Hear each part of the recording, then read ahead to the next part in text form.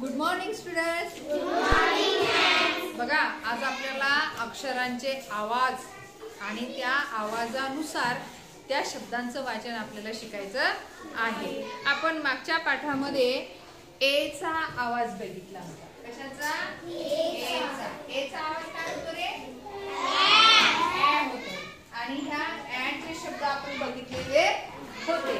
आता आपण ई चा आवाज ई चा आवाज ए बघणार आहोत. त्यानंतर आय चा आवाज ई बघणार आहोत. ए ई आय आणि हे ओ आणि यू हे काय आहेत रे? हा, इंग्लिश मधले काय आहेत? स्वर आहेत. आणि बाकीचे बी सी डी हे काय सगळे काय? व्यंजन. काय? व्यंजन. तर हे 5 स्वर लक्षात ठेवा.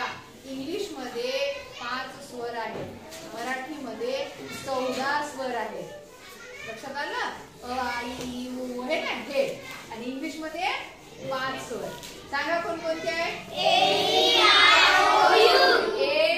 आय ओ यू हे 5 स्वर आहेत. आणि हे स्वर जिथं जिथं पहिल्यांदा लागतात, ज्या शब्दाच्या सुरुवातीला नाही ती, ज्या शब्दाच्या सुरुवातीला ए लागते किंवा ई लागते किंवा आय लागते किंवा ओ लागते किंवा यू लागते, अशा शब्दाला काय लावत असतात? अँड हे उपपद लावत असतात. काय लावत असतात? बस खाली. काय लावत असतात? अँड. बघा, ऍपल. आपल्याला जर वाक्य वाचत असताना जर ऍपल आलं तर आपण अ ऍपल म्हणू शकतो का? काय म्हणायचं मग? An apple. काय म्हणायचं?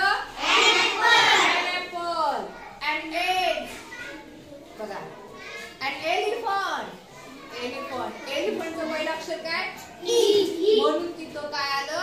ॲन हे उपपद आलं. काय आलं? ॲन हे उपपद. लक्षात घ्या. कार्तिक लक्ष दे. आईस्क्रीम. आयचा शब्द आहे आईस्क्रीम. आता आईस्क्रीम म्हणत असताना सुद्धा ॲन आईस्क्रीम. काय म्हणायचं? An ice cream. आता ओ ऑरेंज. An orange. लक्षात आलं? An umbrella. यू पासूनचा अम्ब्रेला. ओ चा आवाज होतो अ आणि यू चा आवाज होतो ओ. या गोष्टी जर आपल्याला लक्षात आल्या तर आपल्याला हे सगळं वाचन करता येतं. जसं की बघा, बी चा आवाज होतो ब. ई चा आवाज ए म्हणजे ब वर एक मात्रा झाला बे. आणि बी चा आवाज ड म्हणजे काय झालं? ठेवायचा सर्वांनी करायचा मोक्षदा.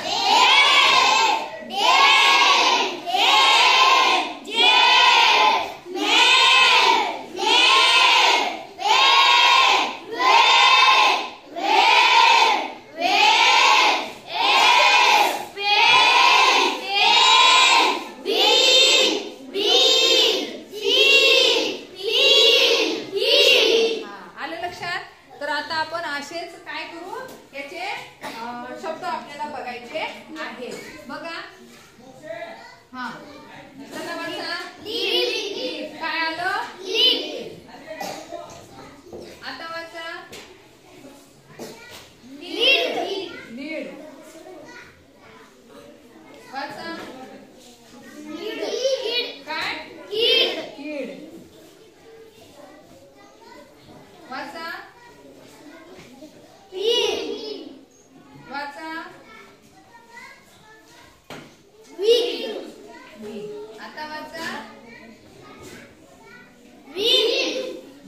Very good.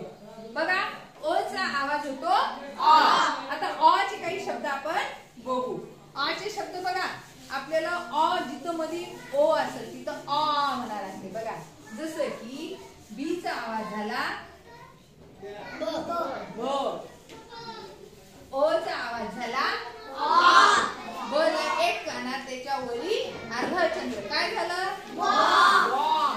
आणि वाय चा आवाज झाला बॉय. बघा, वाचा. Toy. Very good. Boy, toy,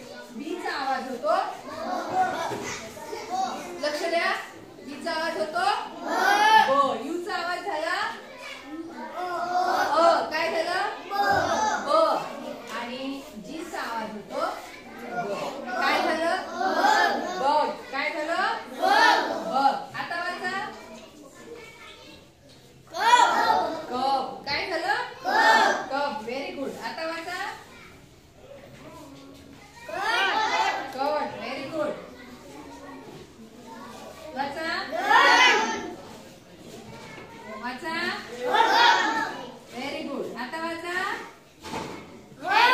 हट. Very good. आता वाचा रन. छान. बघा या पद्धतीनं आपण हे सगळे शब्द कोणते स्वरानुसार आपण हे शब्द वाचन केलेलं आहे. आता हे शब्द तुम्हाला छानपैकी लिहून घ्यायचं आणि एकेकाने फळ्यावर येऊन हे शब्द तुम्हाला वाचायचं आहे. समजलं सर्वांना? ओके. थँक्यू.